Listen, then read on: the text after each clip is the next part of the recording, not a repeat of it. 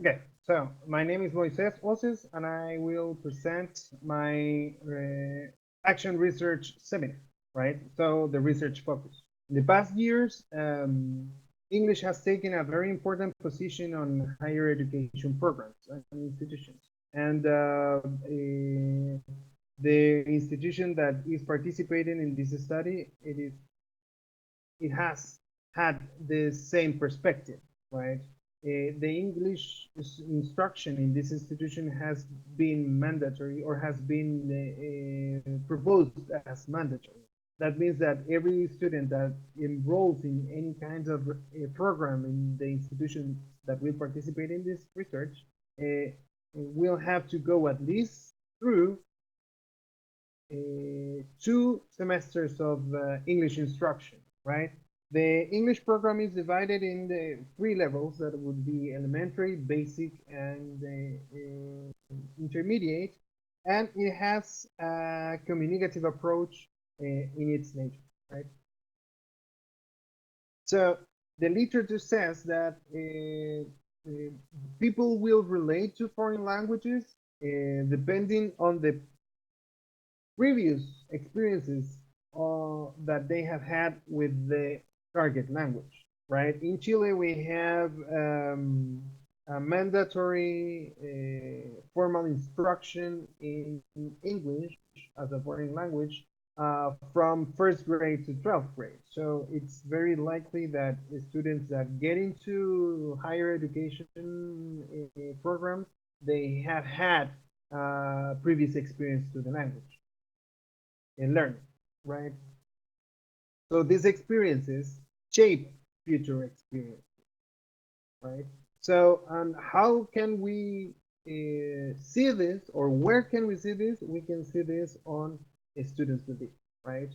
So when the program starts, the program is presented to students, and the goals are presented, the materials, the methodology, etc.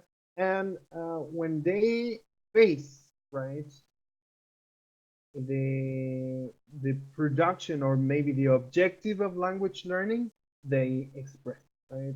And sometimes it's positive, sometimes it's negative, right? And when it's negative, the students concerned about failing the course or even not having any kinds of capability on the target language or the foreign language, right? So the focus of this research would be the beliefs, right? What happened to the beliefs of the student? Uh, what happens or how this is connected to language learning experiences, and how the teacher can improve or can help students to have the better language experiences, and thus to change or maybe improve or to affect their assumptions on language learning, right? So the research question is, what is the effect of assessment for learning strategies on mastery efficacy beliefs of higher education students in EFL production standards, right?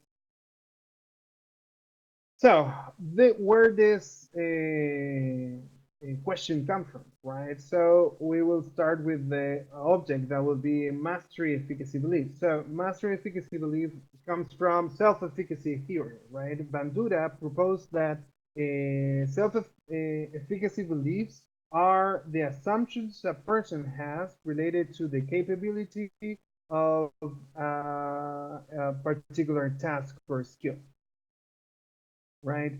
The self-efficacy theory or the self-efficacy beliefs have 4 main sources, right? From which the three of them would be particularly important or relevant for this study. That would be mastery experience, vicarious learning, and persuasion, right? Mastery experience is the strongest source of evidence or information about a task capability, right? Why? Because it is the previous achievement of or previous positive achievements of a specific test, right? So why or how to or how how people can develop positive experience, right?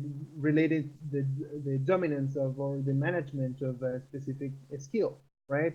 Through an active mastery experience, right? Those positive achievements are called an active mastery experience because they have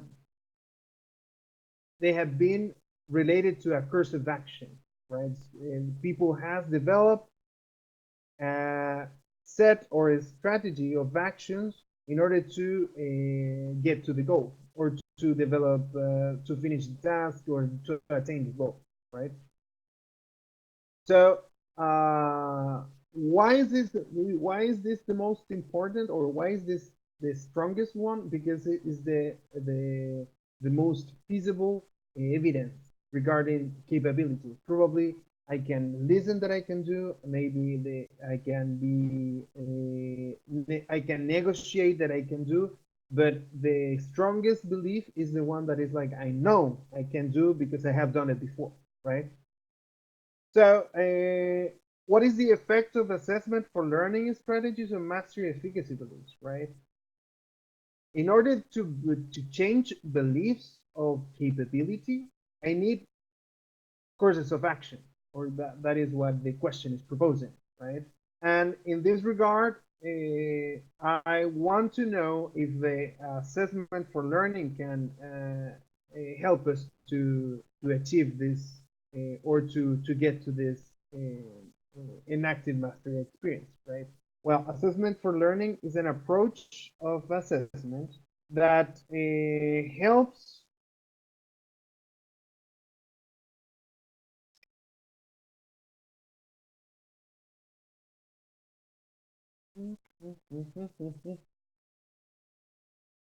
Yeah, that helps us to adapt to meet learning needs, right? And it can give information to teachers and to students regarding a specific goal and how the things are being done, right? So it permits us to reflect on what we are doing in order to attain a goal, right? So the assessment for learning will give us the sense of a sequence regarding a specific goal, right? It will give us the also as assessment for learning is not just feedback. It has to do with other four specific areas of teaching practice, right? That is questioning,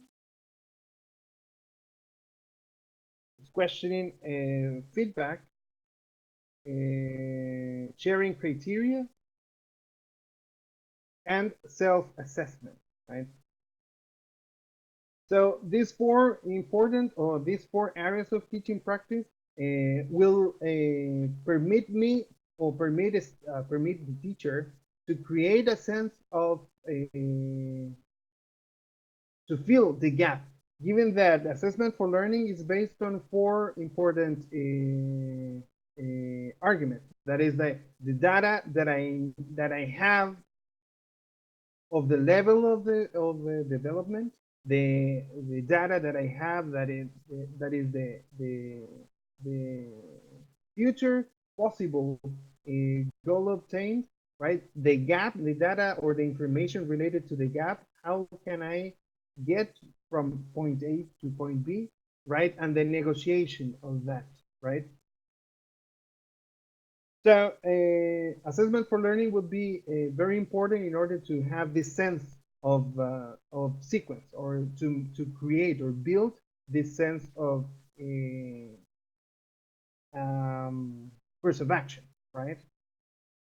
And the communicative approach, that would be the context, right? Why? Because the question is related to what is the effect of assessment for learning strategies on master efficacy beliefs of higher education students in ESL production tasks, right? And production tasks are directly related to communicative approach. And the communicative approach is related to the notions and functions, right, of languages or learning a languages instead of learning vocabulary and grammar, right?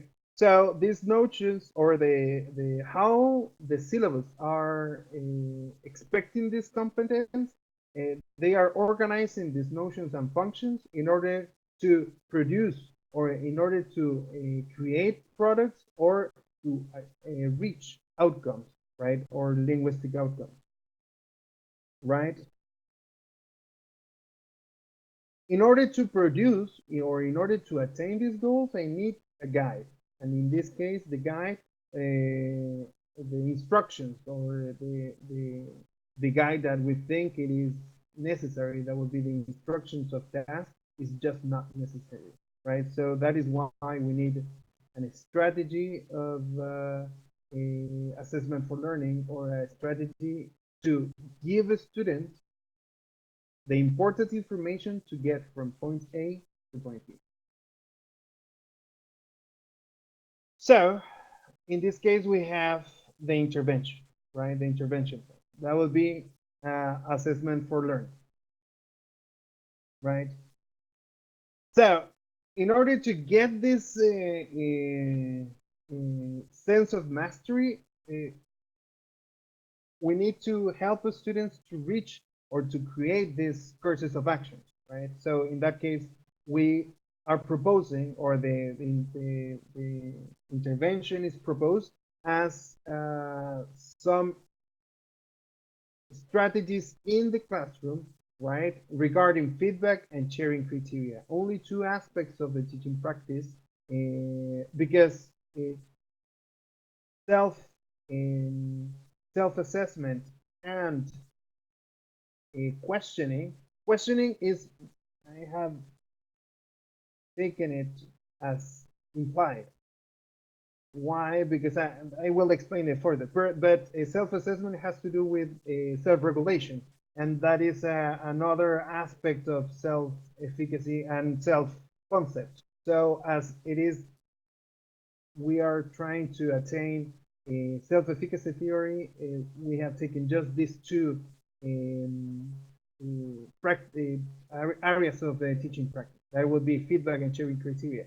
And it is proposed that this in every area it will take or it will be implemented two strategies in order to give information to students to get from point A from point B, from point A to point B, right? From, for example, see a written task and oral questioning based on goals and understanding. That would mean that if there is any activity that probably doesn't relate to this, will need to be changed, right? And descriptive feedback, that is a dialogical or a dialogic perspective of giving feedback, not just saying what is needed, but is reflected as a group, as a collaborative work, how we can improve and how can we create these connections or these courses of action, right? Sharing criteria is very important, given that the students, in order to make these connections between point A to point A1 and point A2 and point AB, they need